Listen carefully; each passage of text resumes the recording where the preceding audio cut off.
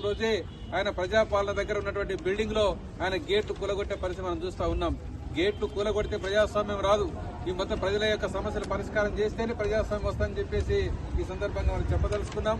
అందుకే ఈ రోజు తెలంగాణ రాష్ట్రంలోని అన్ని ఆర్టీసీలో ఉన్నటువంటి అన్ని డిపోల్లో కార్మికుల యొక్క సమస్యలు చర్చ చేయడం కోసం కూడా రాష్ట్ర ప్రభుత్వం ప్రత్యేకంగా చర్యలు తీసుకోవాలా. టీఆర్ఎస్ ప్రభుత్వం ఎట్టేది నిషేధం విధించిందో దాన్ని ఎత్తేయాలి. ఈ నెల యొక్క ఎన్నికలు పెట్టాలి. గెలిచినటువంటి యొక్క సంఘాలతో ప్రభుత్వం చర్చ చేసి వాళ్ళ సమస్యలు పరిష్కారం చేయాలా. ఇది మన యొక్క సిఐటి యొక్క ప్రధాన డిమాండ్. ఎందుకంటే వీళ్ళకందరికీ పే రివిజన్ అమలు కావడం లేదు, టీఆర్సీ అమలు కాలేదు, జీతాలు పెరగలేదు, అలాగే ప్రావిడెంట్ సమస్యలు అనేక రకాల సమస్యలు ఉన్నాయి. వాళ్ళ క్రెడిట్ కోఆపరేటివ్ సొసైటీకి సంబంధించిన ఎన్నికలు కూడా జరగకుండా ఆ నిధులను కూడా ప్రభుత్వాలే వాడుకున్నటువంటి పరిస్థితి కూడా ఉంది. ఇవన్నీ సమస్యలు పరిష్కారం చేయాలంటే ముందు ఆర్టీసీలో ఎన్నికలు జరగాలని చెప్పేసి సిఐటి ప్రధానంగా కోరుతా ఉన్నది. ఈ నెలతో చర్చించాలని చెప్పేసి మేము కోరుతా ఉన్నాం. అదే సందర్భంలో కార్మికులు చాలా ఇబ్బందులు పడతా ఉన్నారు. మల్లేష్ గారు చెప్పినట్లు ఈ రోజు బస్సుల సంఖ్య తగ్గిపోతా ఉంది.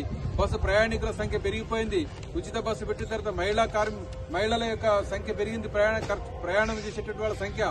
ఈ పరిస్థితుల్లో బస్సులు పెంచాలని, అలాగే కొత్తగా రిక్రూట్మెంట్ చేయాలి. కండక్టర్లని, డ్రైవర్లని కొత్తగా రిక్రూట్మెంట్ చేసి కొత్త బస్సులు వేసి ఆ రకంగా పనిభారం తగ్గించాలని చెప్పేసి సిఐటి డిమాండ్ చేస్తా ఉన్నాం.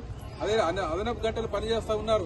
8 గంటల బదులు 16 గంటలు, 14 గంటలు ఈరోజు కార్మికులు పనిచేస్తా ఉన్నారు.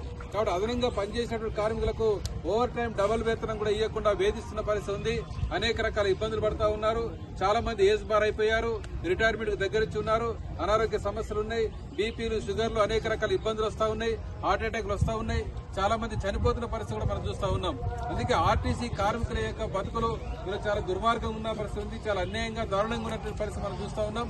దీనికి ప్రభుత్వం యొక్క విధానాలకు కారణమని చెప్పేసి మనం ఈ సందర్భంగా గుర్తుంచుకోవాలి. అందుకే ఈ కాంగ్రెస్ ప్రభుత్వం, రేవంత్ రెడ్డి సర్కార్ ఇప్పటికైనా ఆలోచన చేసుకుని ఆర్టీసీలో బస్సుల సంఖ్య పెంచాలి, కార్మికుల సంఖ్య పెంచాలి, ఉన్నటువంటి కార్మికులపై యొక్క ఉద్యోగుల యొక్క పనిభారాన్ని తగ్గించాలి, వాళ్ళకి రావాల్సినటువంటి పీఆర్సీ బకాయిలు ఏమున్నాయో అవన్నీ వెంటనే చెల్లించాలి, ముందుగా ఎలక్షన్స్ నిర్వహించాలా ఆర్టీసీలు అని చెప్పి ఈరోజు సిఐటి తరఫున రాష్ట్ర వ్యాప్తంగా పెద్ద కార్యక్రమాన్ని అన్ని డిపోల ముందు మేము చేస్తా ఉన్నాం. ఆర్టీసీ కార్మికులు భయపడి బయటకు రాని పరిస్థితి ఉంది. ఈరోజు ధర్నా చేయలేని పరిస్థితి ఉంది. మెమోరాండం ఇచ్చుకునే